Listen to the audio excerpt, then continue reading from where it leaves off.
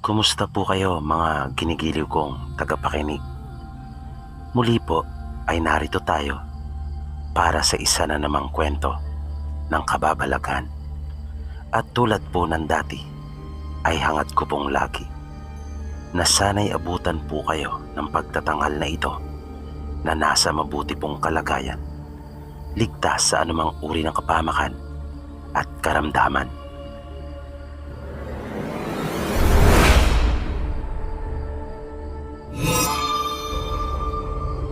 Magandang gabi po sa iyo, Sir Pipi. Nais ko rin po sanang ibahagi yung kwentong nalalaman ko. Balik kwento po ito ng lola ko sa akin noong mga bata pa kami. Lagi din po kasi kami nilang kinakwentuhan noon bago matulog. Nangyari daw po ito noong mga bata pa sila. Kaya mahabang panahon na rin po ang nakakaraan. May isa daw po silang kababata noon na ang pangalan ay Berting. Si Berting daw po ay may pagkapilyong bata. Lagi nga po itong kinagagalitan ng kanyang mga magulang at maging ng kanilang kababaryo dahil sa maloko ito. Mahilig daw itong mambunot ng mga pananim ng ibang tao. Kung minsan naman ay pinapakialaman kahit ang mga itlog ng kanilang mga alagang manok sa pugad. Nabansagan din po itong ginaang dahil sa nahuli itong nagnakaw ng isdang ginaang. Yung tinatawag po na ginaang sa amin ay parang tinapa ang katumpas sa Tagalog dahil sa pinausukan din ito. Kung kaya kilala si Berting sa tawag na iyon. Minsan ay nagulantang ang ilang kabayan doon sa kanilang lugar. Nang magtatakip silim na ay kanilang marinig ang malakas na pagsigaw ni Ginaang. Kaya napalabas ng wala sa oras ang ilan sa kanilang mga bahay. Nang makalabas na sila sa kanya-kanyang mga bahay, ay doon pa lamang nila narinig ng malinaw kung ano ang isinisigaw ni Berting. Narinig nila na sinasabi nitong hinahabol siya ng aswang. Kaya nagmamadali silang pumasok na muli sa kanilang mga bahay. Ang iba ay kumuha ng itak, habang ang iba naman ay kumuha ng mga bagakay. Kawayan po ito na pinatulis ang dulo. Mabilis nilang sinalubong si Berting upang tulungan. Ngunit nang makalapit na sila dito, ay natatawa nitong sinabi na ayan na raw ang aswang sa kanyang likuran. Na nang kanilang makita kung ano ang tinutukoy nitong aswang, ay isa palang tuta na hinihila niya. Sa galit ng mga tao ay pinagmumura nila si Berting habang tumatakbo itong papalayo sa kanila. Makalipas ang ilang araw ay may dalawang bata namang umiiyak na dumating sa kanilang bahay. Magkapatid ito na inutusan ng kanilang ama na bumili ng sardinas at miswa sa isa pang bahay. Nasa bukid kasi ang mga ito nakatira at may kalayuan sa kanila yung bahay na may mga paninda at medyo nag-aagaw na ang liwanag at dilim nung pauwi na sila. Matapos marinig ng mag-asawa ang pagsigaw at iyak ng kanilang dalawang anak, ay mabilis silang lumabas upang salubungin ang mga ito.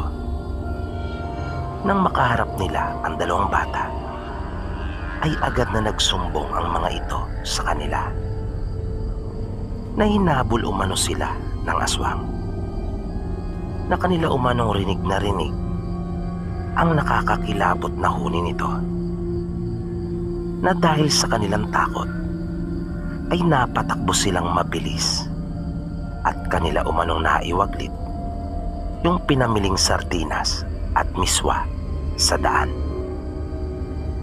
Kaya pumasok ang kanilang ama na si Ramon sa kanilang bahay at kinuha ang kanyang itak. Nagdala din sila ng ilawan kahit pa nga medyo maliwanag ang buwan nung mga oras na iyon. At kasama ang asawa ay kanilang binalikan ang dinaanan ng kanilang mga anak. Nang malapit na sila sa sinasabing lugar ng kanilang dalawang anak kung saan nila naiwaglit ang sardinas at miswa na kanilang binili, ay natanaw nilang tila may tao doon, na nang makalapit pa sila at tapatan ng ilaw ay nakita nilang nakaupo iyon at nilalantakan ang sardinas, na nang mapansin sila nito ay mabilis na tumakbo at wala na silang nagawa pang mag-asawa kundi ang mapasigaw na lang sa galit at mapamura. At binantaan ng lalaki na wag magpapakita sa kanya, pagkat namukhaan niya kung sino iyon. At iyon ay walang iba kundi si Berting, na nagpanggap lang pala na aswang upang takutin ang kanilang mga anak. Nakinain pa nito ang 2 lata ng sardinas na naiwan sa daan dahil sa nagtalsikan matapos na sumabit ang plastik na pinaglagyan nito at mabutas. Makalipas ang halos 1 linggo ay isang lasinggero naman na taga roon din sa kanila ang nagtamo naman ng maraming sugat matapos na madapa at masubsob sa daan dahil sa pagkataranta at sobrang takot. Nang baluin daw ito ng engkanto. Ang balo po na sinasabi sa amin ay yung pagpapakita o pagpaparamdam ng mga elemento tulad ng mga laman lupa at engkanto. At yung tao na madalas paglaruan o pagparamdaman ng mga ito ay tinatawag sa aming paraloon. At iyon na nga po ang nangyari. Nagtamo ng maraming sugat ang isang lasinggero na nagngangalang Kadyo. Mahilig po kasi talaga itong dumayo ng inuman. Nang tambangan daw siya at takutin ng engkanto habang naglalakad daw siya pauwi sa kanila, bigla na lamang daw humapay ang sanga ng isang puno sa kanyang daraanan. Kaya sa takot ay bigla siyang napatakbo ng mabilis. Ngunit sa kasawiang palad ay nadapa siya at napasubsob sa lupa na puno ng mga matatalas na batong nakabaon. Ngunit isa sa mga nakikinig sa kanya habang siya ay nagkukwento ng kanyang karanasan ay nagsabi na hindi naman daw engkanto ang may gawa noon sa kanya, kundi si Berting. Na ikinuwento pa nga daw sa kanila kung gaano kabilis na nakbo si Kadyo matapos akalaing tinambangan siya ng engkanto. Nang marinig ni Kadyo ang sinabing iyon ng kanyang kaharap, ay halos umusok ang ilong nito sa galit at nagbitiw ng salita na wag lang niyang matsyempuan si Berting dahil sa makakatikim umano ito sa kanya nang hindi pa nito natitikman sa buong buhay niya. Isang gabi, habang pauwi si Kadyo mula sa kanyang pakikipag-inuman, ay nagulat na lamang siya nang makarinig ng isang malakas na pagsigaw na humihingi ng tulong. Nang lingunin niya kung saan nanggagaling ang pagsigaw, ay nasorpresa siya nang kanyang makita si Berting na tumatakbong papalapit sa kanya. Mabilis na kumilos si Kadyo at hinugot ang kanyang itak. Tumagpas ito ng isang sanga at iyon ang gagawing panghampas para kay Berting. Dahil sa wala naman siyang balak na patayin ito. Nang makakuha ng sanga, ay mabilis na iniamba iyon ni Kadyo kay Berting. At akmang hatawi na nang makita niyang may mga dugo ito at sugatan. Muling inulit ni Berting ang paghingi ng saklolo na nung una pa nga ay ayaw pang maniwala sana ni Kadyo. Dahil nga sa alam niyang maloko ito. Pero nang makita na niya ang itsura nito na may mga dugo, ay nag-iba na bigla ang kanyang pakiramdam para sa binata. Naawa ito. Di nagtagal ay nakarinig sila ng kumakaluskos mula sa makapal na halamanan. Naging alerto si Kadyo at tila nawala ang kanyang kalasingan. Maya-maya ay nakita nilang umaahon mula doon si Ramon at kasama nito ang kanyang asawa na nanunulo pala sa di kalayuan dahil sa mayroong batis doon. Napatakbo din daw silang mag-asawa nang makarinig ng malalakas na sigaw na nanghihingi ng tulong. Nagtaka ang mag-asawa sa kung ano ang nangyari kay Berting. Nang makita rin nila ito na ganon ang kanyang ayos. Nang tanungin nila ito, ay halos hindi ito makapagpaliwanag at nangangatal. Mabilis itong sumenyas na pinapasunod sila sa kanya. Nakita nilang bumilis ang takbo nito at napansin nilang nagmamadali talaga. Makaraan ang ilang minutong pagsunod kay Berting, ay narating na rin nila ang bahay nito na nakarinig sila ng isang malakas na tunog ng parang humahangos at ang pagtunog ng lupa na may lumundag sa bintana ng kabilang panig ng bahay. Mabilis na kumilos sila Ramon at pinuntahan ang pinanggalingan ng ingay. Nagimbal sila nang makakita ng isang taong papalayo mula sa bahay na nangingintab ang katawan nito at nagtatayuan ang mga buhok na parang alambre sa tigas, na bago ito tuluyang nanakbo ay napalingon pa sa kanila nang mapansin sila nito at napatakip ang asawa ni Ramon ng kanyang mukha nang makita ang itsura ng nilalang. Nakakatakot iyon at napakabalasik. Nang paakyat na sila para sumunod kay Berting, pakbang pa lang sila sa ikalawang baitang ng hagdan, ay narinig na nila ang malakas na pagtangis ng binata. Nang tuluyan na silang makaakyat, ay tumambad sa kanila ang duguang katawan ng mga magulang ni Berting. Noon na nila nalaman kung ano ang dahilan kung bakit ito humihingi ng tulong sa kanila. Malinaw na para sa kanila noong mga oras na iyon na nasa panganib pala ang mga mahal nito sa buhay. Naawa sila sa sinapit ng mga magulang ng binata, pero naawa din sila kay Berting dahil sa ulilang lubos na ito ngayon. Lumapit ang asawa ni Ramon kay Berting at pinakalma ito.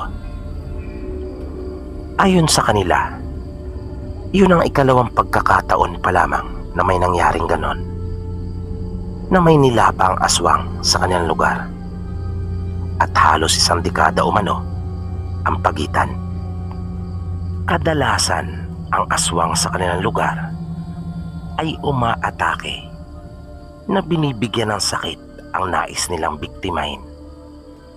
Ngunit nung pagkakataon na iyon ay sa ibang paraan isinagawa ng mga aswang ang kanilang masamang nasa sa mag-anak ni Berting.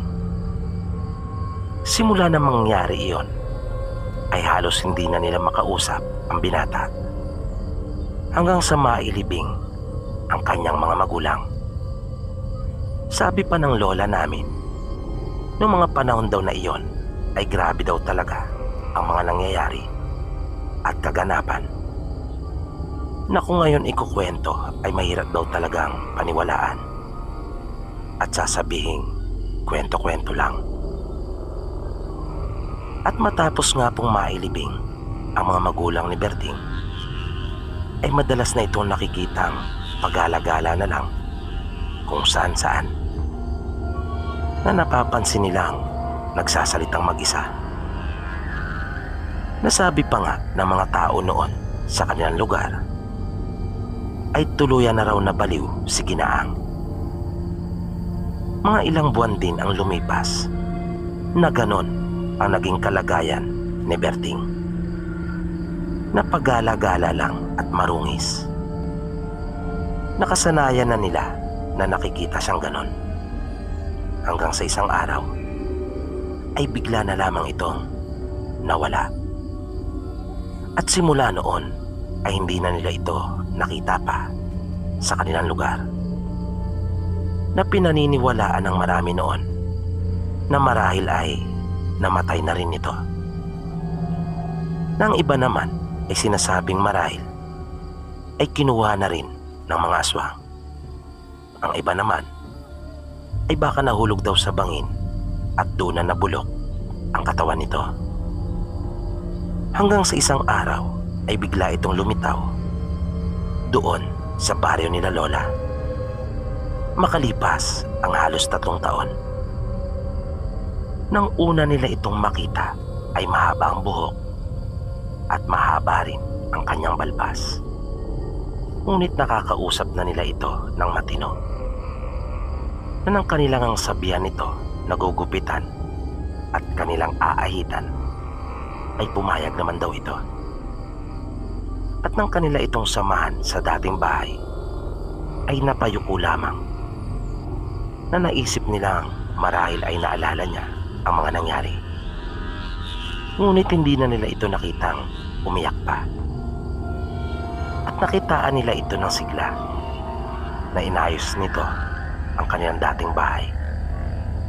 Kapag kanila itong binibisita ay nakikita nilang may mga pananim na rin ito at may mga alagang manok na rin na kanyang pinangunguha sa gubat. Isang gabi, sabi ng lola ko, ay nakaramdam daw sila ng tila mayroon tumapo sa kanilang bubungan.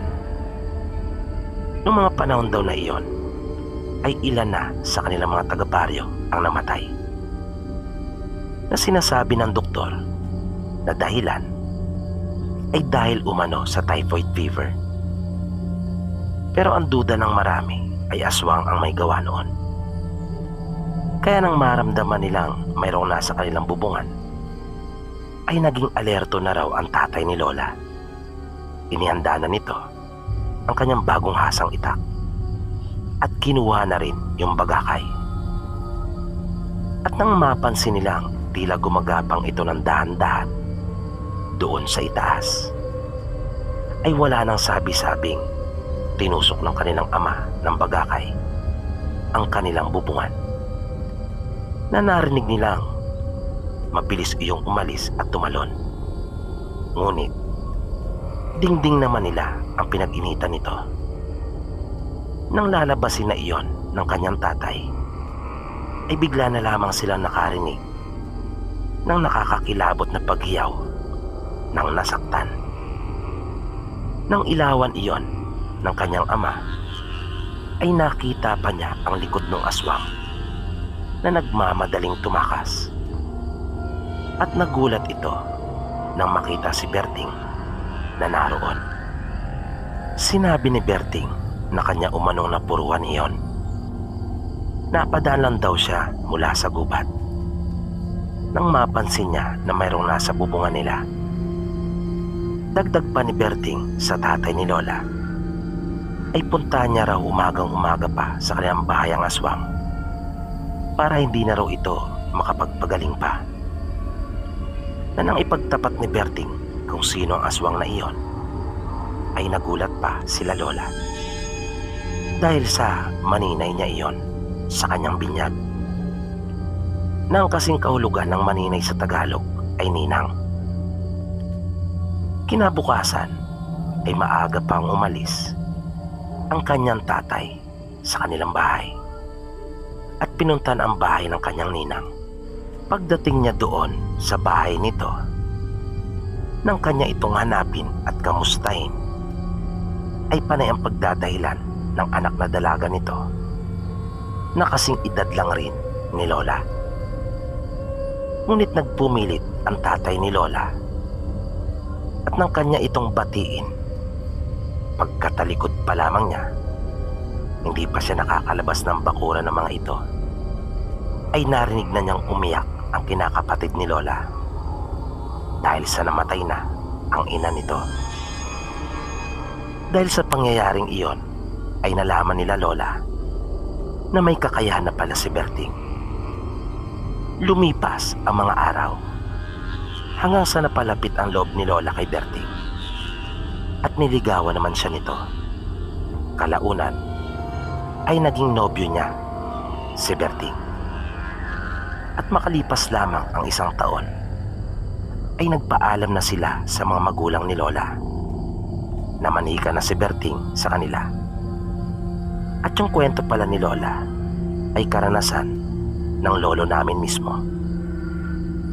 Nasabi ng lola namin ay siya na lang ang nagkwento pagkat hindi daw ikinukwento iyon ng lolo namin kahit kanino.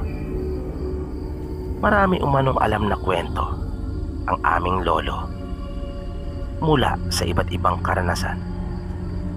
Pero yung sarili niya mismong kwento at karanasan kahit minsan ay hindi daw nito ikinuwento sa iba.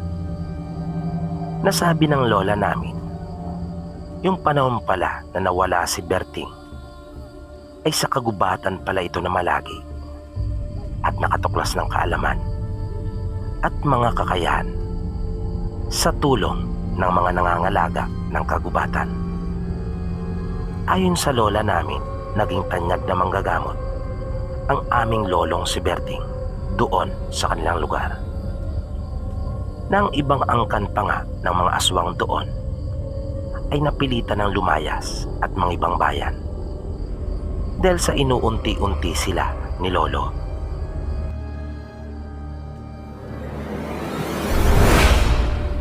Ang alaman ni Mateo ng Lanao del Norte. Halina at atin pong pakinggan ang kwentong inyong mapapakinggan ay hango sa mga tunay na pangyayari at ito ay tungkol sa mga karanasan ni Lolo Mateo. Si Lolo Mateo ay tubong Negros at marami siyang mga kababalaghang naranasan, lalong-lalo na noong mga dekada 50 at 60. Noong siya ay 17 anyos, ay kanyang napangasawa si Lola Lai. Delilah ang tunay na pangalan nito. Kung kaya Lai ang kanyang ipinalayaw rito. Noong mga panahon na iyon, bata pa lamang, ay nagsisipangasawa na ang mga kabinataan at kadalagahan sa kanilang lugar. Masaya naman at payapa ang kanilang pamumuhay, pero puno ng kababalagan. Maraming naging mga karanasan si Lolo Mateo at hindi ito nalingit kay Lola Lai. Saksi siya sa karamihan ng mga pangyayaring ito Isang gabi, nakarinig sila ng panagoy sa labas ng kanilang bahay. Nung una ay hindi iyon pinansin ni Mateo. Makalipas ang ilang sandali, ay muli nilang narinig ang panagoy na parang nagtatawag ito sa kanila na nasa loob ng bahay. Sumilip lang sandali sila Mateo sa siwang ng kanilang bahay, pero hindi sila lumabas. Maya-maya pa ay nakarinig sila ng paglagabog sa kanilang bubungan, at nasundan pa iyon sa kanilang dingding naman. Binabato na ang kanilang bahay, kaya napilitan ng lumabas si Mateo. Nag-alala naman sila'y para dito. Nang nasa labas na si Mateo, ay nakita niya ang isang malaking tao. At dahil sa taglay na lakas ng loob, ay hindi naman natakot si Mateo dito. Sa halip, ay kanya itong tinanong kung ano ang pakay nito sa kanila. Hindi naman nagsalita ang nilalang. Sa halip, ay naglakad ito papunta sa pampang at pilit siyang pinapasunod nito. Nagdalawang isip si Mateo kung kaya hindi siya sumunod. Kanyang sinabi sa nilalang na baka kanya siya nitong itulak sa bangin. Kung kaya bakit hindi pa raw nito sabihin yung totoong pakay nito sa kanya. Ngunit nananatili lamang tahimik ang nilalang at hindi sumasagot sa kanyang mga sinasabi. Kaya bumalik na lang si Mateo sa kanilang bahay. Ang tawag nila sa uri ng mga ganitong nilalang ay agoy, dahil na rin sa kanilang paraan ng pakikisalamuha sa tao. Sunod-sunod na gabi siyang binalikan ng agoy. Kapag hindi niya ito nilalabas, ay binabato nito ang kanilang bahay. Ngunit kapag kaharap naman niya ito, ay hindi naman ito sumasagot sa kanyang mga tanong. Nananatili lamang itong tahimik. Minsan ay isinama ni Mateo ang kanyang asawa sa pagsusuga ng kalabaw. Patakip silim na noong mga oras na iyon, nang biglang makarinig sila ng malalakas na tunog na animoy mga kalabaw na makikipagsungayan. Kung kaya napatakbong pabalik sila'y kay Teo dahil sa sobrang takot. Ang nakapagtataka ay wala naman silang makita. Tanging mga malalakas lang na tunog ng mga kalabaw na pakiramdam nila ay lulusog sa kanilang kinatatayuan, na para bang susugurin talaga sila ng mga ito. Nang minsan pa magtanong sila'y kay Teo, ay inutusan niya ito na puntahan yung damuhan na umahapay, pagkat nandun umano iyon. Sinabihan niya itong iwas-iwas ang hawak na kawayan at huwag magpakita ng anumang takot. Nung una ay nag-atubili sila, pero sinabihan siya ni Teo na nasa likuran lamang siya nito. Kung kaya mabilis na sinugod nila ang damuhan na dumadapa, na bagaman wala siyang nakikita, ay kusa iyong humahapay na para talagang tinatapakan. Nang marating nila'y yung parte ng kugo na iyon, ay kanyang binugaw at sa tulong ng 2 piraso ng kawayan na kanyang hawak, ay itinaboy niya iyon. Habang pinagmamasdan ito ni Teo, ay hindi niya mapigilan ang kanyang sarili na matawa sa paraan nito. Nang nasa bahay na sila, ay muli nagtanong sila'y kay Teo kung ano ba raw ang mga iyon. Sinabi ni Teo na aswang ang mga iyon Nanlaki ang mga mata ni Lai at pinaghahampas nito si Teo kung bakit hindi daw kaagad nito sinabi. Sumagot si Teo na kung kanya raw sinabi sa kanya ay siguradong hindi naman niya gagawin ang ipinag-uutos niya rito at siguradong matatakot ito at hindi mapigilan ni Teo ang kanyang pagtawa. Kaya sinabi nila sa kanya na hindi na raw siya sasama pa sa kanya sa bukid. Ganon pa sila noong mga panahon na iyon. Dala na rin ng kanilang kabataan.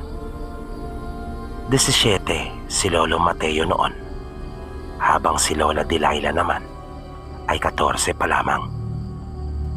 At ang pinakatrabaho ni Teo ay ang magpastol ng mga hayop, na madalas nga ay pinapadaanan siya ng mga aswang. Ngunit kahit na natatakot ng kaunti, ay hindi na lang niya ipinapahalata sa mga ito na hindi naman siya ginagalaw ng mga aswang, dahil na rin siguro sa kanyang kaibigang Agoy. Nang lumipat na sila Mateo sa Lanao del Norte sa Mindanao, ay mayroon na silang 2 anak.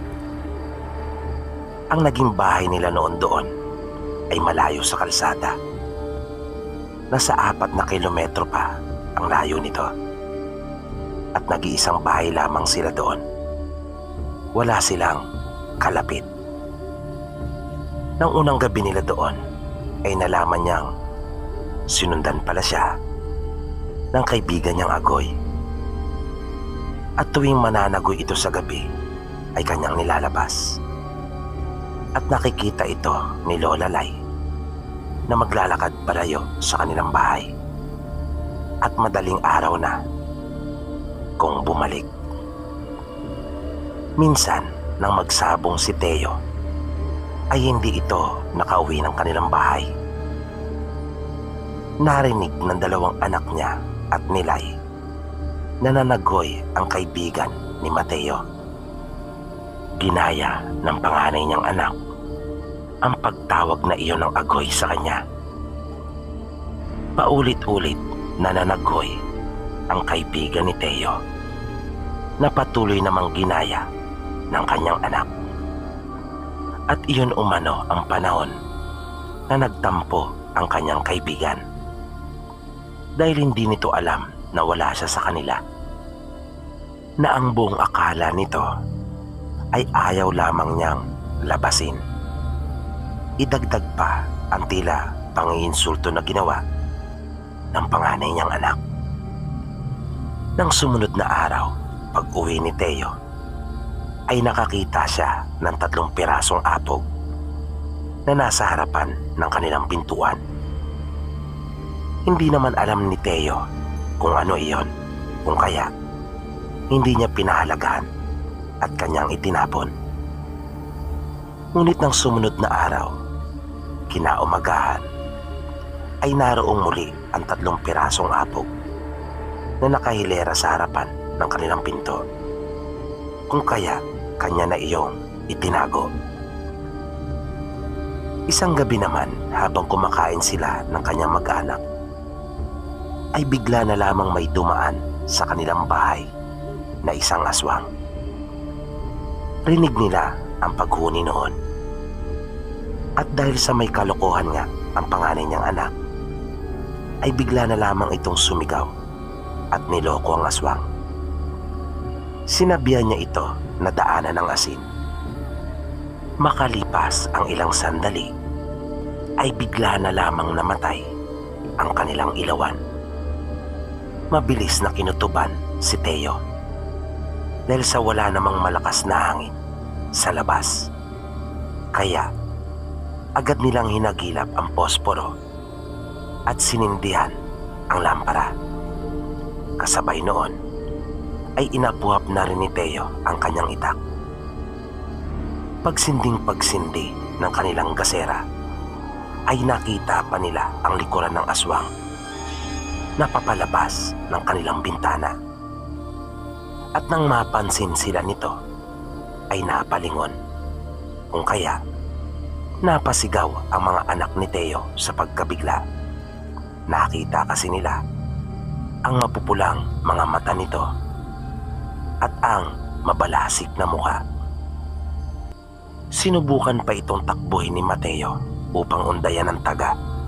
Ngunit, mabilis na itong nakatalon sa bintana. Pagbalik ni Mateo sa kanilang hapagkainan, ay natuon ang kanyang pansin sa mangkok ng kanilang ulam. Mabilis niyang itinapon ang laman noon. Alam niyang may inilagay ang aswang. Kanyang pinagsabihan ng anak na wag na iyong uulitin at matutong rumispeto. Kanya itong pinaalalahanan na kahit kailan ay wag mauunang gumawa ng bagay na hindi maganda. Maliban sa ilang pagpaparamdam ng mga aswang, ay naging maayos naman ang kanilang pamumuhay sa Lanao. Makalipas pa ang ilang taon, ay lumipat na sila sa Kapatagan.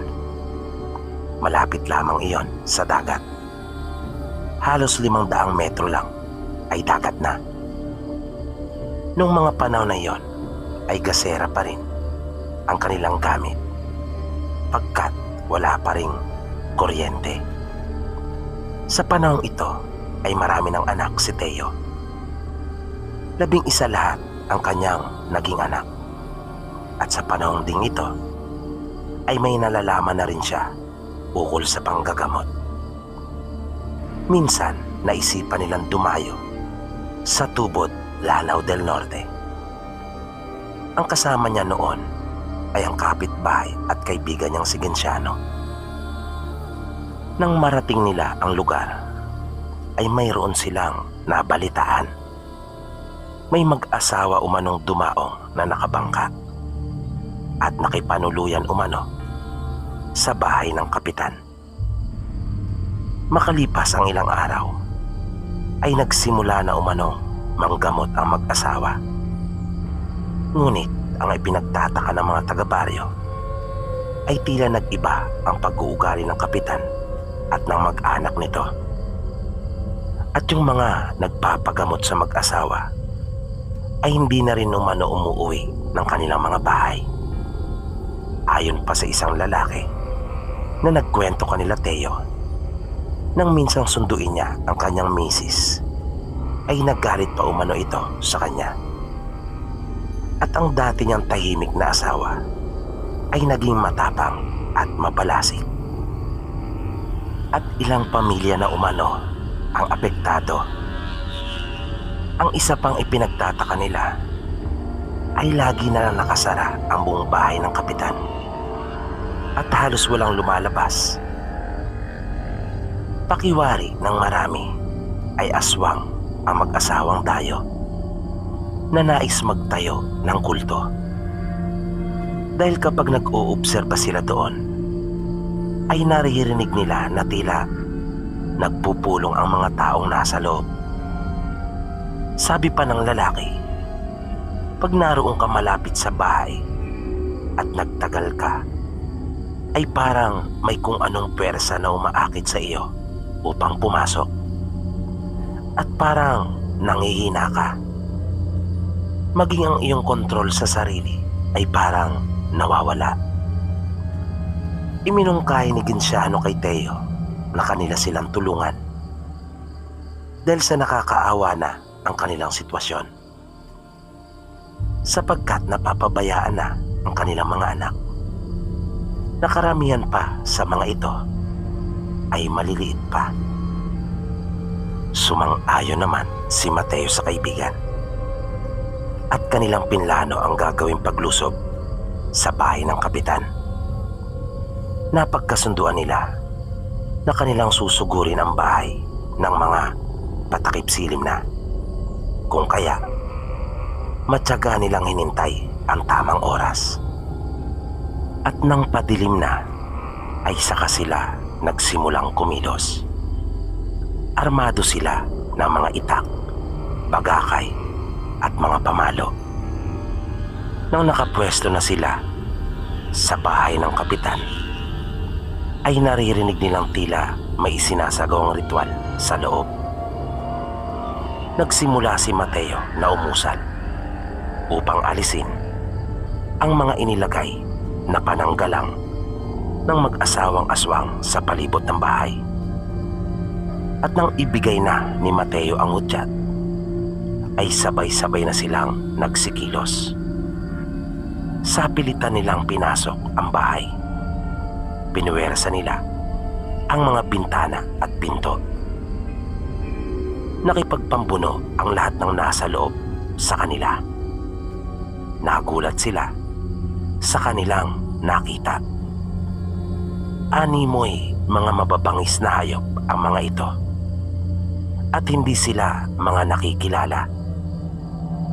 Hindi naman nila magawang saktan ang mga ito dahil mga mahal nila sa buhay. Kung kaya ang pinuntirya ni Mateo ay ang mag-asawang aswang na nakipagtagisan pa sa kanya, ngunit nung huli ay hindi rin siya kinaya at sinikap ng mga ito na makatakas. Marunong din at may nalalaman sa orasyon ang mag-asawa, ngunit nadaig ito ni Mateo. Sakay ng kanilang bangka ay mabilis na nilisan ng mga ito ang lugar, at doon palang tila naimasmasan ang mga tao. Nang mawala na sila sa ilalim ng kapangyarihan ng mag-asawa, karamihan sa kanila ay nagtataka kung bakit sila naroon. Panay ang tanong ng mga ito kung ano ang nangyari. Ang laki ng pasasalamat nila kay Mateo at sa kaibigan nitong si Genciano. Nalungkot pa ang mga tao nang umuwi na sila. Sinubukan pa nga ng mga ito na sila ay kumbinsihin na doon na lamang manirahan. Ngunit tumanggi si Teo at Genciano at sinabing hindi pa umano sa pagkakataon na iyon. Ngunit malay daw nila baka sa hinaharap. Depende na umano daw iyon sa panahon. Tanging iyon lamang daw ang makapagsasabi.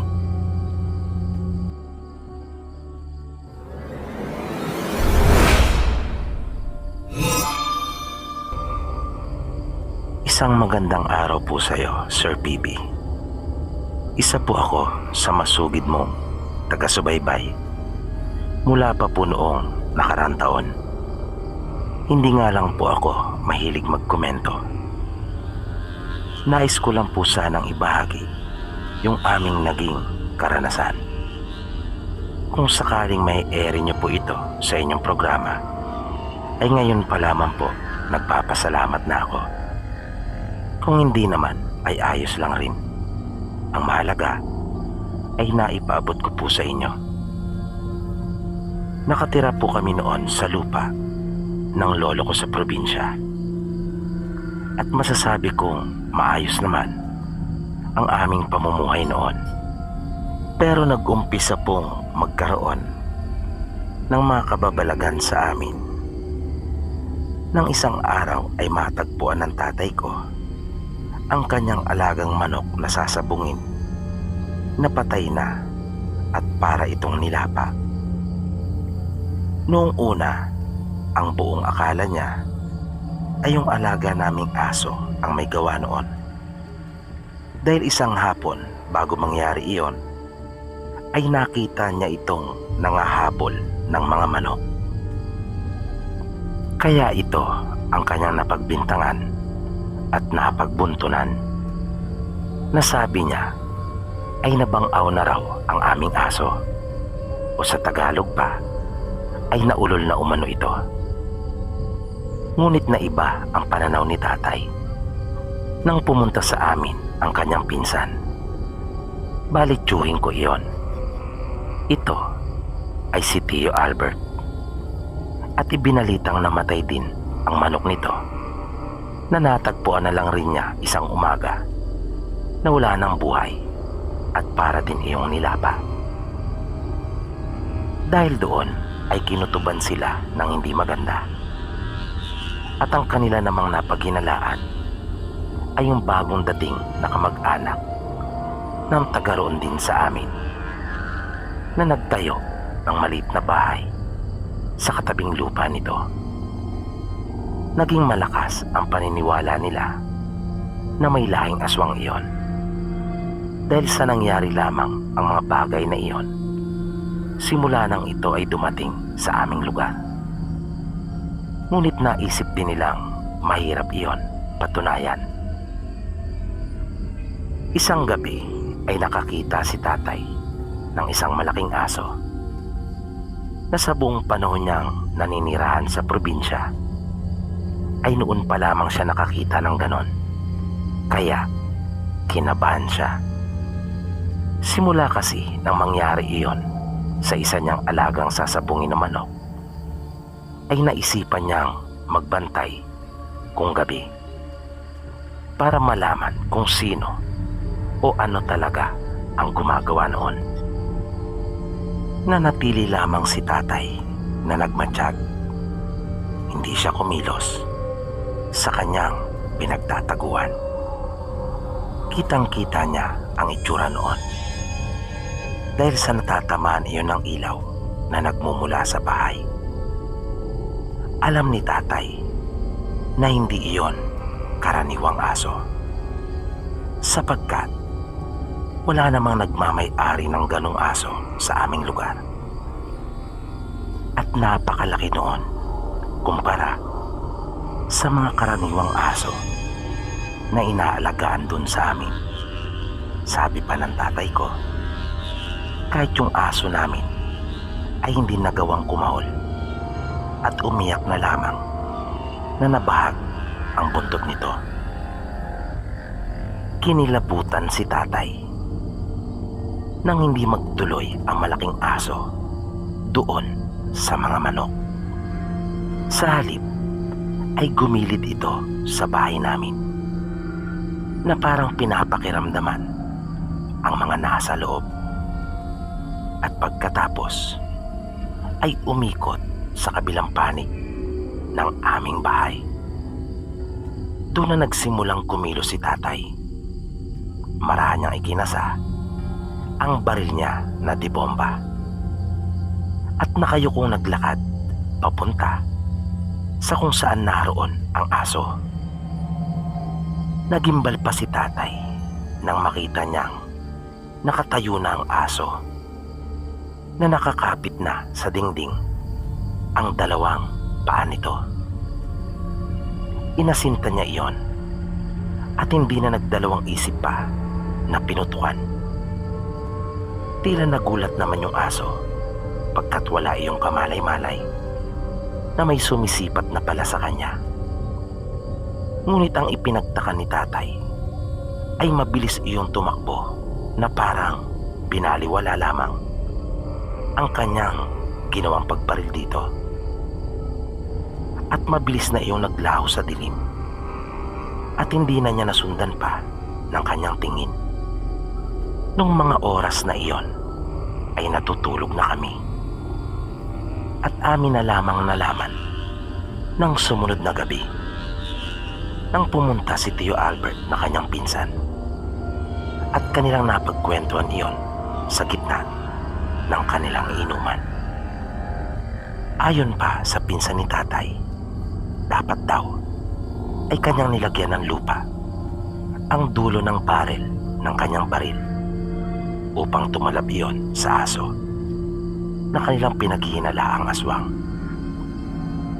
Ipinakita din ni Tio Albert ang dala niyang talibong. Napakatalas noon.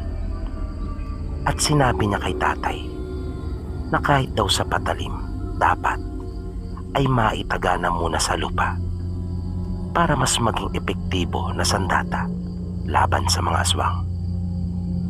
Kaya kami na nakababatang kapatid ko ay nawili na sa pakikinig sa kanilang pinag-uusapan. Dagdag na kwento pa niya, ang mga ganito umanong nilalang ay nagtataglay din ng mga kakayahan o kapangyarihan.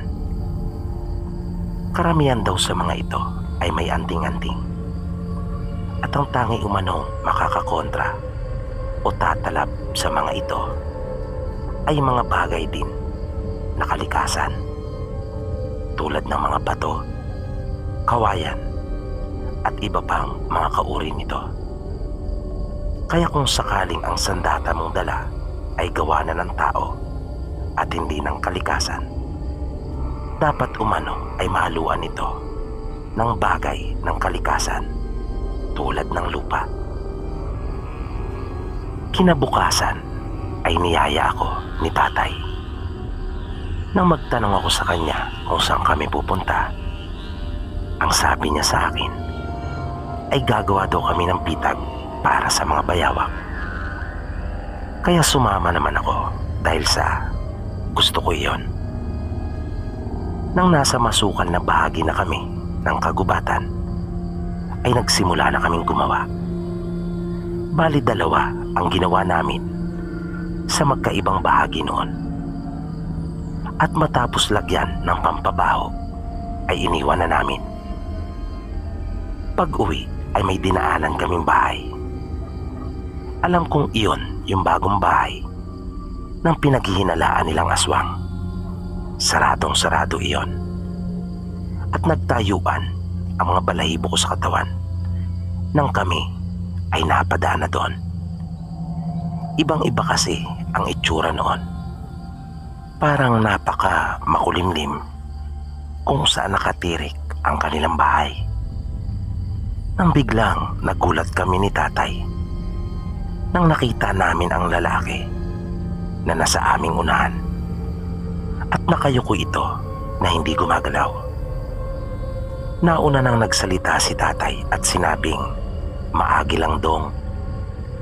Ang ibig sabihin sa Tagalog ay makikiraan lang kami. Hindi iyon sumagot at hindi rin nag-angat ng kanyang ulo para tingnan kami. Sa halip ay nanatili lamang iyon sa kanyang pagkakayuko na hindi pa rin gumagalaw. Nang makalampas na kami sa kanya ay bigla namang nabigtas ang tsinelas ko.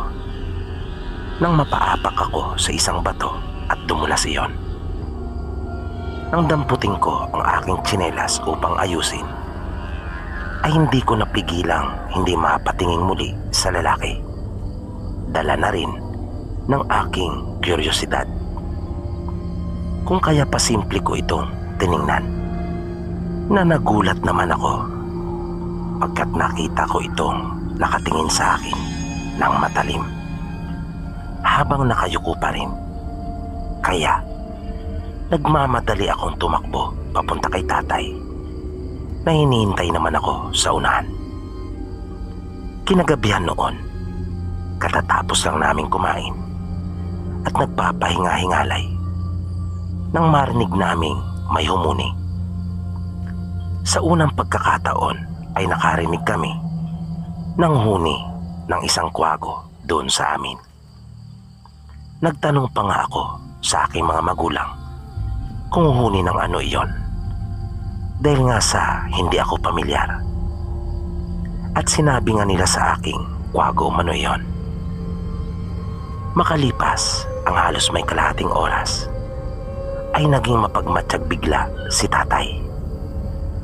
Ang nanay at kapatid ko naman nung mga oras na iyon ay nasa silid na at nakahiga. Sinenyasan ako ni tatay at sinabing nasa labas na naman umano ang aswang. Lumapit ako sa kanya at inutusan niya akong kunin ko ang itak. Habang siya naman ay kinuha ang baril na dibomba na nakasandal doon sa haligi.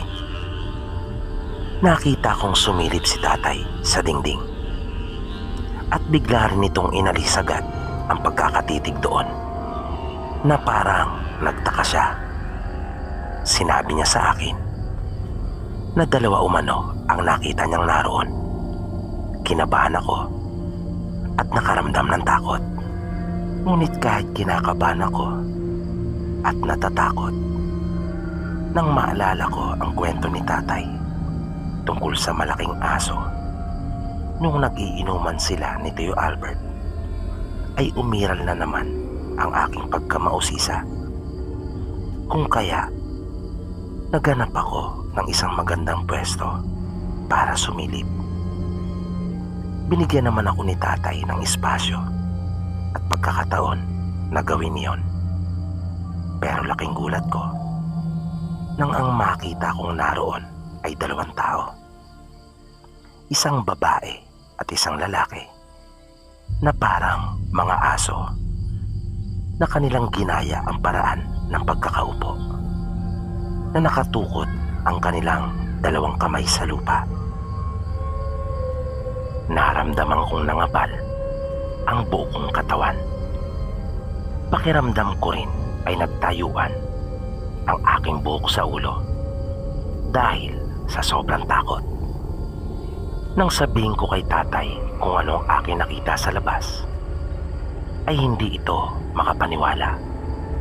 Kaya mabilis siyang sumilip at napatunayan niyang totoo nga ang aking sinasabi. Napansin kong dumampot si tatay ng lupa. Hindi pa kasi sementado noon ang sahig ng aming bahay. At nakita kong inilagay niya iyon sa pinakabukana ng kanyang baril na dibomba. Ipinatong niya yung baril sa pasamano ng bintana at sinipat niya. Nagulat pa ako bagya dahil sa kanya na palang babarilin niyon. Sumilip ako sa ibabang bahagi at nakita kong nagsimula ng gumalaw palapit yung isa, habang yung isa naman ay nananatili lamang sa kanyang posisyon. At bigla nang pumutok yung baril, na nakita kong nabaigtad yung isa at narinig naming nasaktan.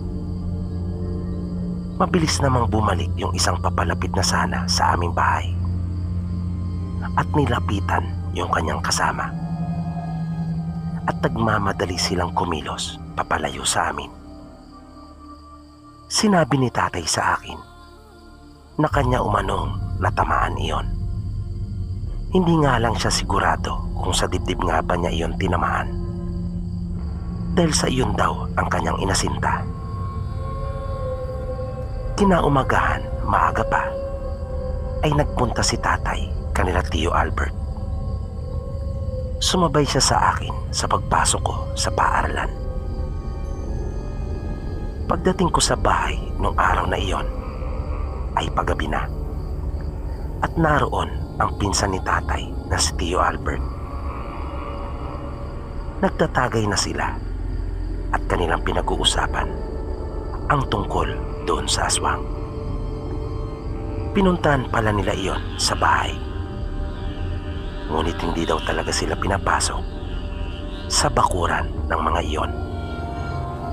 Kahit na anong palusot daw ang kanilang gawin para makausap o makita man lang ang kanilang mga magulang, ay hindi daw talaga sila pinapasok ng mga anak nito. Kaya lalong lumakas ang kanilang kutob na aswang nga ang mga ito. At isa sa mag-asawa ang nabaril ni tatay noong nagdaang gabi. Sabi pa ni Tio Albert, malamang ay nagpapagaling iyon, na kanilang nilalawayan ang sugat para mabilis na maghilom. At kung kaya ayaw silang papasukin, ay dahil sa kontra umano iyon sa kanilang pagpapagaling, at para hindi na lumala pa ang sugat na tinamo ng aswang. Nagpatuloy sila sa kanilang pag-iinuman. Hindi ko na namalayan na nakatulog na pala ako. Nagulat na lamang ako nang makarinig ng mga nagkakaingay. Pagmulat ko ng aking mga mata, ang una kong nakita ay si tatay, napapalabas ng pintuan ng aming bahay at may dala itong itak. At nakasunod sa kanya si Tio Albert, na siya namang may hawak ng dibomba, habang si nanay naman ay nasa may tapat ng bintana. Paglapit ko kay nanay ay agad ko siyang tinanong kung ano ang nangyayari. Sinabi niyang umatake na naman daw yung aswang at tinuklap yung aming bubungan. At nang mapatingala ako ay doon ko palang napansin na tuklap na nga at wala nang isang bahagi ng aming bubong. At iyon daw ang kanilang sinusubukang habulin ngayon, yung aswang. Narinig kong sinisigawan iyon nila tatay at hinahamon. Pero hindi na iyon nagpakita sa kanila. Panay din ang sigaw ni Tio Albert at binubuyo ang mga iyon na sinasabyan ng paulit-ulit na duwag sa pag-asang magalit at lumaban ng harapan. Ngunit hindi na nagparamdam pa ang mga iyon sa kanila. Pagbalik nila tatay sa loob ng bahay ay napailing ito habang nakatingin sa aming bubungan. At nagkatinginan sila ng kanyang pinsan at napangiti na lamang dahil sa nangyari.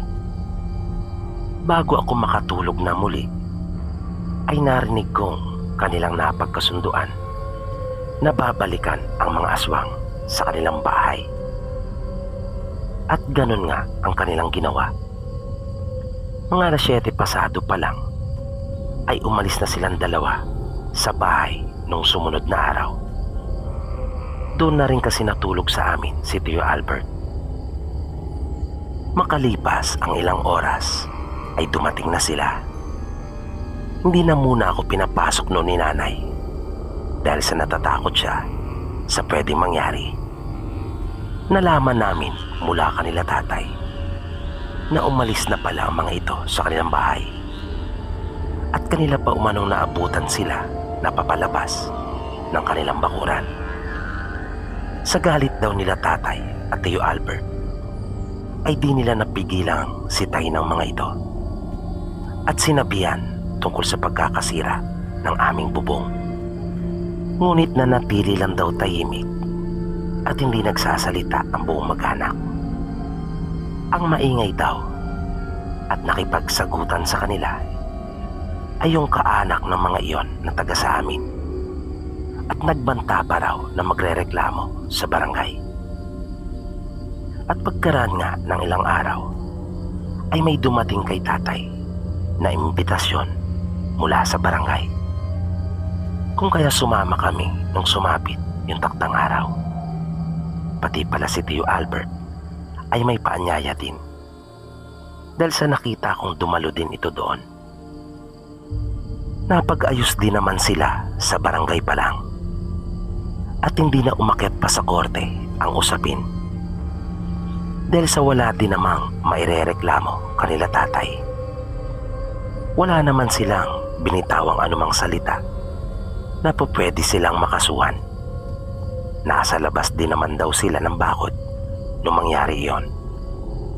Sinita lang naman nila ang mga ito na sinabihan nilang ang ganda ng kanilang pagkakagawa sa aming bubungan.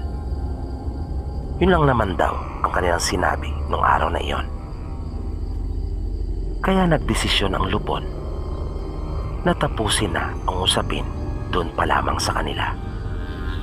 At pinayuhan yung taga sa amin na kamag-anak ng aswang na itigil na lang yung kanyang reklamo dahil sa wala din iyong pupuntahan at magagastusan lamang siya.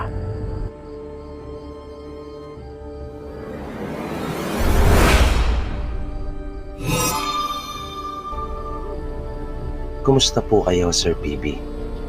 At sa lahat po ng inyong mga tagapakinig. Tawagin niyo na lang po ako sa pangalang Joyce. Ang ibabahagi kong kwento ay tungkol po sa naging karanasan ko noong mga panahon na ako ay nasa probinsya pa. 5 po kaming magkakapatid. Bali, pangatlo po ako sa amin. 3 kaming babae at 2 lalaki. Ang pinakapanganay namin ay si Manong Edgar at ang pinakabunso naman ay lalaki din, si Toto Romy. Nag-umpisa po ang aking nakakatakot na karanasan nang minsang pauwi na po kami galing sa paaralan. May kalayuan po kasi ang pinapasukan namin. Pero marami naman po kaming mga kasabay. Yun nga lang ang bahay namin ang pinakamalayo. Kung kaya unti-unti ding nababawasan ang aming mga kasabay sa pag-uwi. At kami na lang magkakapatid ang naiiwan na naglalakad. Ang panganay naming kapatid noong mga panahon na iyon ay tapos na ng high school at katukatulong na ito ni tatay sa mga gawain sa bukid. Ang bunso naman naming kapatid ay nag-aaral pa lang sa elementarya. Kung kaya, hindi namin siya nakakasabay dahil sa ibang paaralan siya nag-aaral. At yun na nga po, nang minsang pauwi kami ng aking mga kapatid mula sa paaralan, ay may humarang po sa aming tatlo na dalawang malaking aso na nakalabas ang kanilang mga pangil at parang mangangagat na, at naglalaway din sila na animoy mga asong ulol na sa amin pa ay tinatawag na bangaw. Padilim na po noon at kami na lamang ang naglalakad. Unang pagkakataon po na mangyari yun sa amin. At talaga naman pong nakapagtataka iyon. Dahil sa makakasalubong ka lamang ng aso sa daan, kung kasama rin ito ang kanyang amo. Dahil ang mga aso ay hindi naman umaalis ng mga bahay doon po sa aming probinsya. Maliban na lang kung isasama ng kanilang mga may-ari. Agad po akong kinilabutan noon. At ramdam ko rin na natakot ang ate ko, maging yung sumunod sa akin. Bagaman may takot, ay naglakas loob pa rin kami na dumampot ng bato at amin iyong pinagbabato habang binubugaw. Hindi namin iyon nakitang bumalik para tuntunin ang daan. Sa halip ay doon nagsisuhot ang mga iyon sa masukal na bahagi, doon po sa may gilid ng daan. Pagdating namin ng bahay ay mabilis naming dinampot yung mga galon at nag-igib kami na nakababata kong kapatid, habang yung ate naman namin ay tumulong kay nanay sa paghahanda ng aming hapunan. Nang naandun na kami sa bubon kung saan kami nag-iigib, ay bigla na lamang natulala yung kapatid ko. At nakita kong agad siyang namutla. At nanghina yung aking kapatid. Mabilis ko siyang inalalayan at isinandal sa isang punong naroon. Kinabahan ako. Kaya malakas akong sumigaw at tinawag sila nanay. Ilang sandali lang ay nakita kong tumatakbo na sila ate at nanay papalapit sa amin. Halos hindi na makagalaw ang kapatid ko noon. Kaya pinagtulungan namin itong buhatin papasok sa bahay. Iniga namin siya sa katre nila nanay. Putlang-putla na ang kanyang mga labi. Wala kaming ideya kung ano ang nangyayari sa kanya. Pinunasan siya ni nanay para maging presko ang kanyang pakiramdam. Nang dumating sila tatay at kuya, ay nagulat din sila nang makita ang kapatid namin na nakahiga sa katre at walang malay. Nang magtanong sila kung ano ang nangyari, ay wala kaming maisagot dahil sa hindi rin talaga namin alam. Nagpasya si tatay na puntahan na yung tiyuhin niyang manggagamot at makaraan ang mahigit 1 oras. Nang bumalik ito ay kasama na niya ang lolo namin. At agad na nitong sinimulan ang kanyang mga seremonya. Ngunit nagulat kami nila nanay at iba ko pang mga kapatid nang makita namin ang aming kapatid na tinutubuan na ng mga buhok sa kanyang mukha, na pati ang kilay nito ay bigla nang nangapal. Habang abalang-abala namang nagpapausok si tatay at kanyang tiyuhin sa palibot ng bahay. Kaya tinawag ni nanay si tatay at pinaakyat sa itaas ng bahay. Pagpasok ni tatay sa silid ay nagulat din siya sa kanyang nasaksihang pagbabago sa itsura ng aming kapatid. Kaya napadungaw itong bigla sa bintana at tinawag ang kanyang tiyuhin. Nang papasok na ang lolo namin sa silid, ay bigla na lamang nagkaroon ng napakalakas na hangin. Takang-taka kami kung saan nanggagaling ang malakas na hangin iyon. At halatang ayaw papasukin si lolo sa silid. Noon lang po kami nakaranas ng ganon. Takot na po kami. Umusal ang tiyuhin ni tatay. May binanggit siya na mga salita na hindi namin naiintindihan. At nagpumilit siya na makapasok. Paglapit niya sa gilid ng katre, ay bigla na lang bumangon mula sa pagkakahiga ang kapatid namin at naupo. Ibang-iba na ang itsura nito. Galit na galit siya at kanyang minumura ang aming lolo. Pinapaalis niya ito. Natakot kami ng mga kapatid ko sa itsura ni Inday. Nanlilisik ang mga mata nito na hindi nakatulad ng sa tao. Mabilis na kumilos ang kuya at tatay ko. Kanilang pinagtulungang talian si Inday. Ngunit malakas ito. Dalawa na sila ay hindi pa nila ito makaya. Kung kaya tumulong na rin kami nila nanay. Iginapos namin siya sa katre. Patuloy na nagwala si Inday. At hindi ito tumitigil sa pagsasalita ng mga hindi magagandang bagay. At ang laki ng kanyang boses. Nag-iba ang boses ni Inday. Sinabi pa nito na hindi na namin makukuha pa ang aming kapatid. Sila na di umano ang nagmamay-ari dito. Dahil sa narinig na iyon ng aming lolo, ay kanya itong pinalaspas ng hawak na sanga at dahon.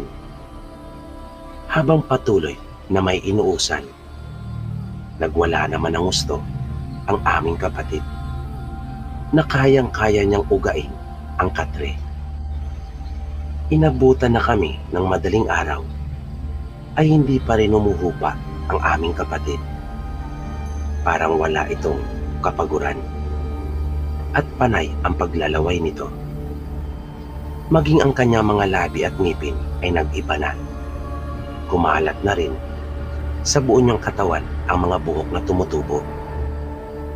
Tuluyan nang naging mapalasid ang mukha nito. Parang hindi na talaga siya yung aming kapatid. Nang magbubukang liwayway na, ay doon pa lamang humupa ang aming kapatid.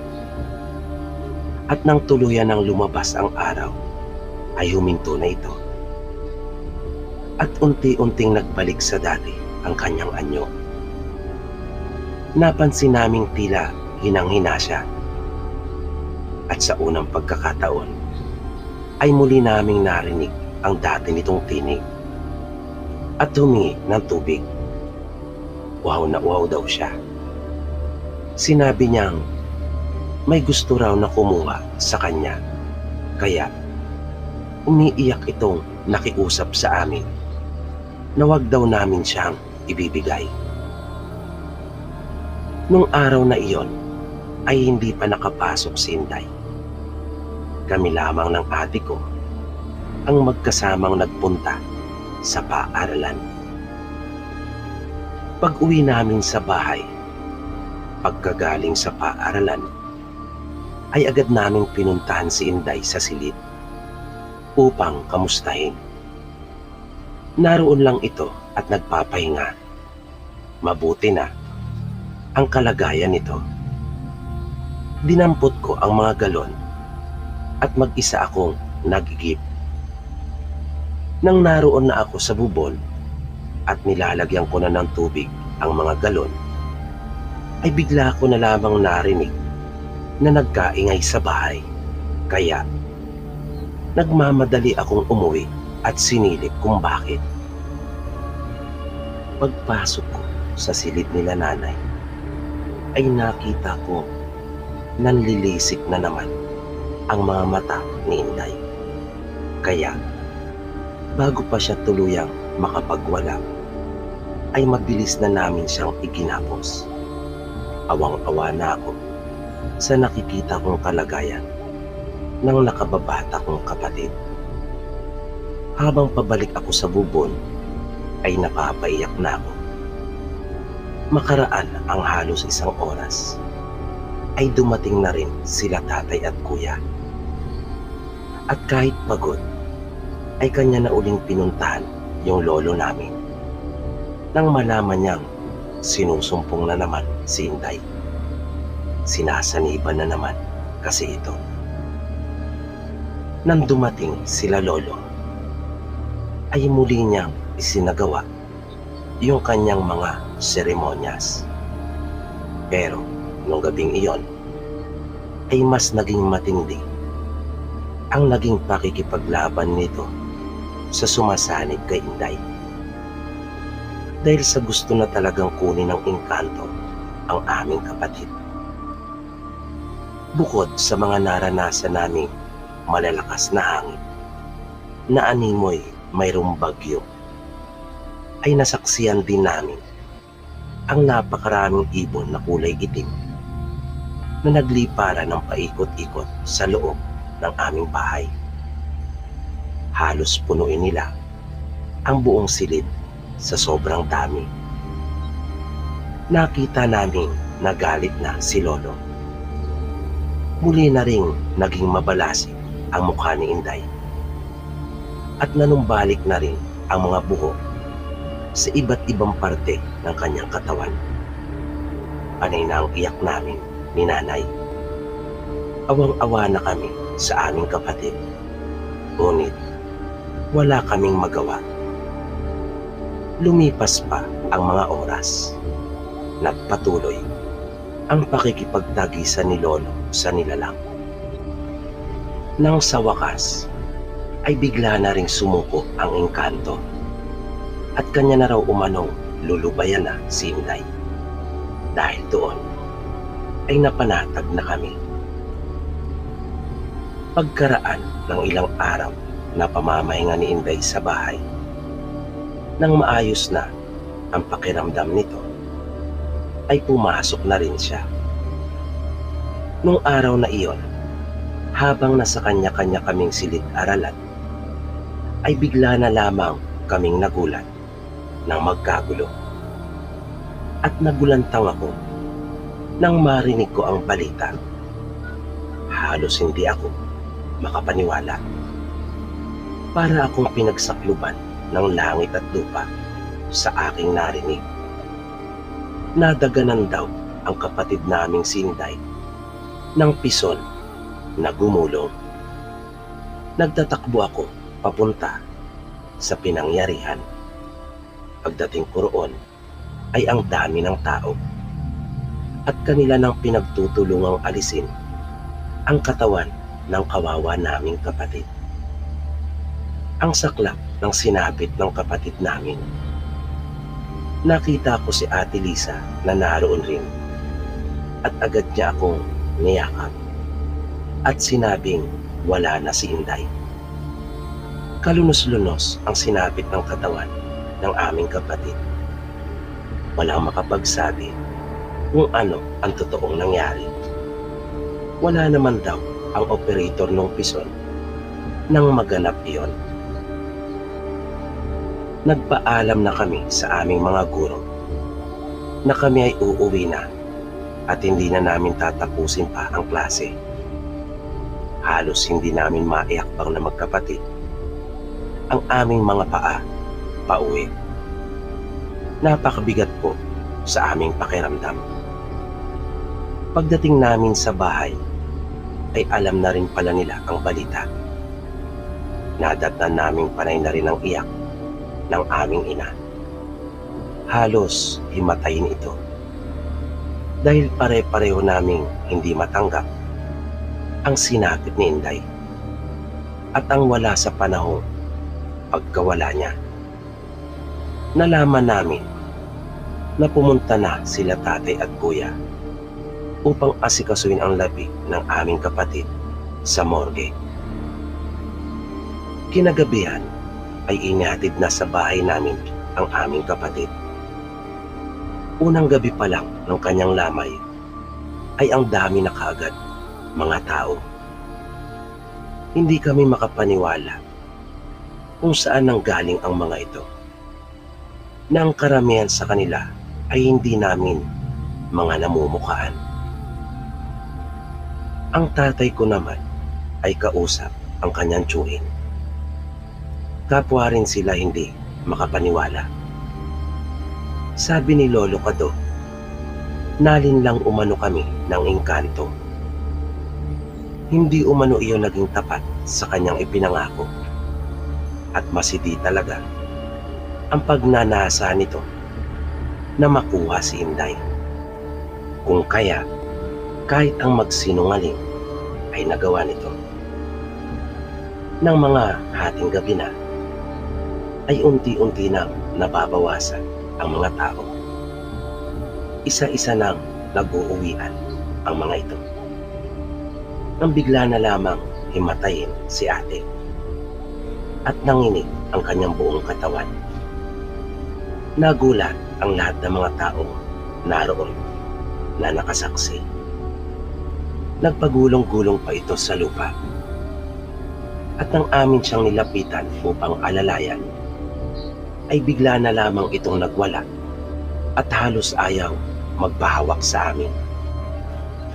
Nilapitan ito ng tiyuhin ni tatay na si Lolo Kado at kanya iyong inorasyonan. Bumangon si ate mula sa pagkakahiga nito sa lupa at naupo. Nanlilisik ang kanyang mga mata at kanyang ginugulong ang mahabang buhok. Di nagtagal ay bigla itong nagsalita. Iba na ang kanyang boses. Hindi na si ate ang aming naririnig. Mabilis itong pinagtulungan ng mga taong naroon at iginapos sa upuan. Tumawa pa ito ng malakas at sinabing kanya umanong isusunod na kukunin si ate. At bigla na lamang itong naglaway. At nagulat kaming lahat nang bigla na lamang humaba ang dila nito. At nakita naming lumuyloy na ang ulo ni ate. Nawalan na ito ng malay. Nilapitan ito ni nanay at niyakap. Ilang sandali lang ay bigla na rin itong nagkamalay. At wala siyang alam sa mga nangyari. Hindi niya iyon matandaan. Hinang-hina siya at nanghingi ng tubig. Kinabahan ang buo naming mag-anak dahil sa pagbabanta ng engkanto na kanya umanong kukunin si ate. Nakiusap si nanay kay Lolo Kado na kanyang iligtas si ate at gawin ang lahat ng paraan upang hindi ito makuha ng engkanto. Inilipat namin si ate sa papag. Ipinaliwanag sa kanya ni Lolo Kado na kailangan siyang itali na munang uli sapagkat gagamutin siya. Kaya, nang maigapos na si ate, ay sinimula na ni Lolo ang panggagamot sa kanya. Nang pumasok na sa katawan ni ate ang engkanto, ay galit na galit ito. At bakit daw siya inabala sa kanyang pamamahinga? Buong pagmamalaki pa nitong sinabi na nasa pangangalaga na niya ang kapatid naming si Inday, at hindi na umano namin ito mababawi pa. Dahil sa galit ay hindi maiwasan nila tatay at kuya ang mapamura. Kanilang ipinakiusap kay Lolo Kado na wala nang ibang paraan pa kundi patayin na lamang ang engkanto.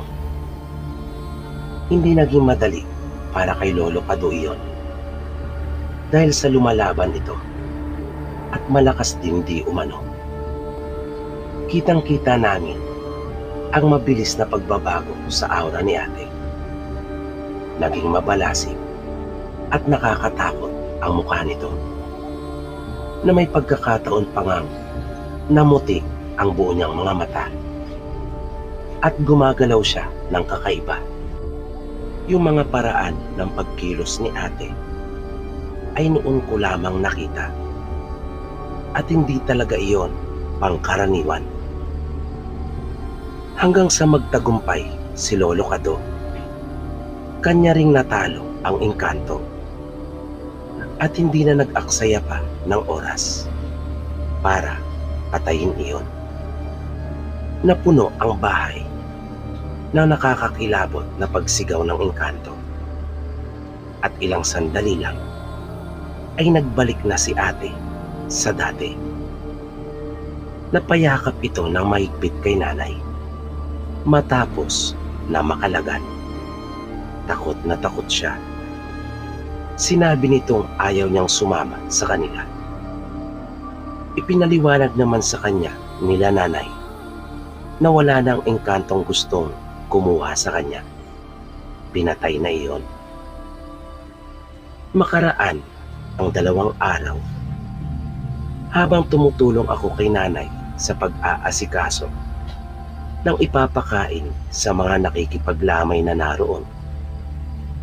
Mga bandang 11:00 pasado na siguro ng mga oras na iyon, ay bigla na lamang kaming nagulat na magsigawan ang mga tao sa labas. Napatakbo kami ni nanay at nakita namin na sapu-sapu na ni tatay ang ulo ni ate. Nahulog umano ito sa puno ng nyog. Ngunit ang puno na tinutukoy ay napakababa lamang noon. Ngunit wala nang buhay si ate nang kanilang matagpuan sa paanan ng puno. Lahat kami na naroon ay hindi makapaniwala. Panay ang iyak namin nila nanay. Gulong-gulo ang aming mga isipan, at hindi talaga lubos na maunawaan kung bakit nangyayari yung mga bagay na iyon sa amin noong mga panahon na iyon.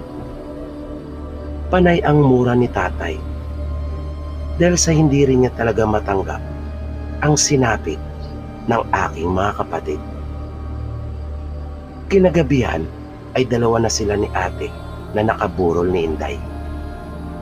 Halos di kami matigil ni nanay sa kakaiyak. Parang ganun-ganun lang, na sa isang iglap lang ay wala na kaagad ang 2 kong kapatid. Nang maghahating gabi na, ay nakaramdam ako ng panghihina. Kung kaya nagsabi ako kay nanay. Biglang namanhid ang buo kong katawan at sumakit ang aking ulo, at para akong nagsusuka. At tuluyan na akong nawala ng malay. Nang ako ay magising, napansin kong nakagapos na ako sa katre. Nangingi ako ng tubig pagkat uhaw na uhaw ang aking pakiramdam. Nalaman ko mula kanila nanay na sinapian umano ako ng engkanto.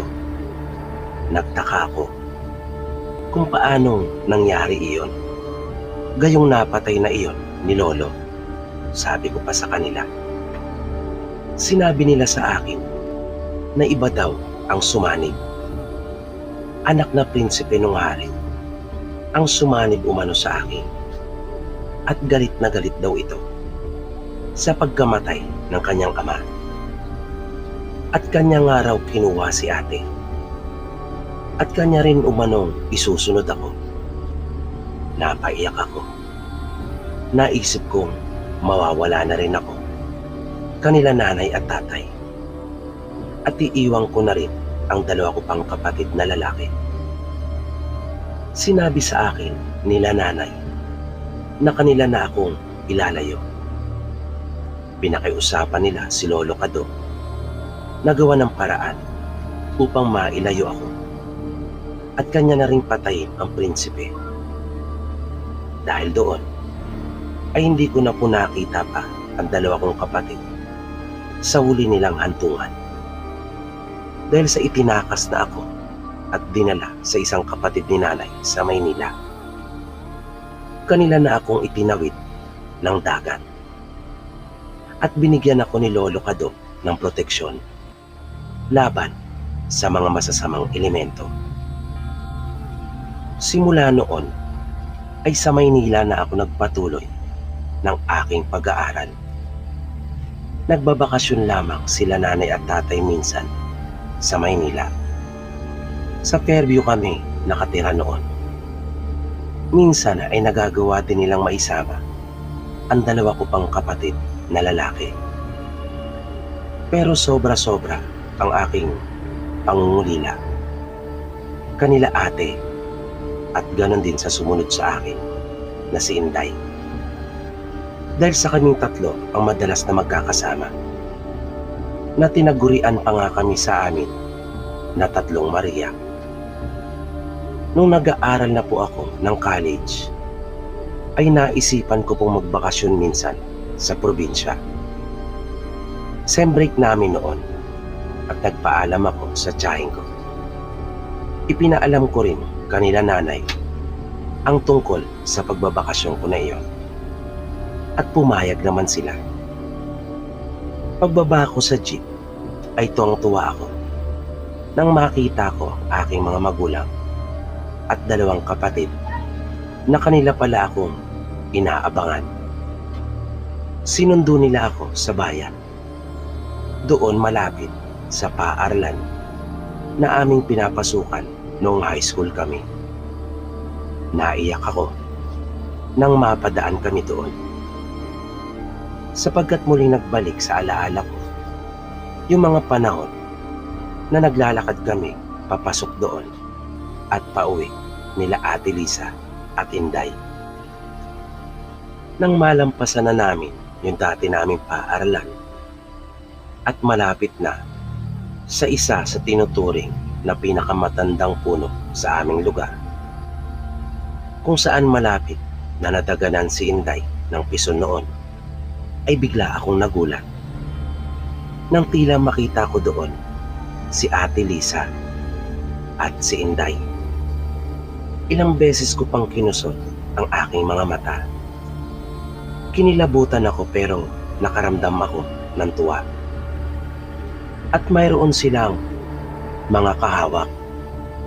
Si Ate Lisa ay may hawak-hawak siya sa kanyang isang kamay na bata. Habang si Inday naman ay mayroon ding hawak sa magkabila niyang kamay. At nang magbitaw sila, ay kumaway silang lahat sa akin. Namanhid ang buo kong katawan. Di ko namalayan na tumulo na lamang ang mga luha ko. Masaya sila Ate Lisa at Inday.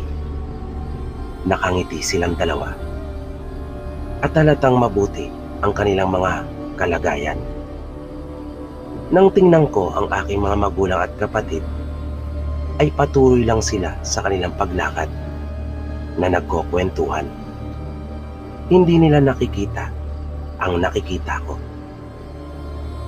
At madalas po, nagpapakita sila sa aking panaginip na sinasabi nilang may kanya-kanya na umano silang pamilya sa mundo na kanilang kinalalagyan. At dito po nagtatapos ang kwentong itinampok natin para sa araw na ito.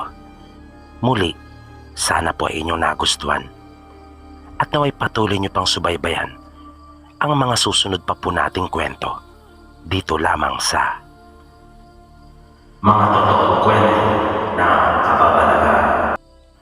Maraming salamat po at hanggang sa muli.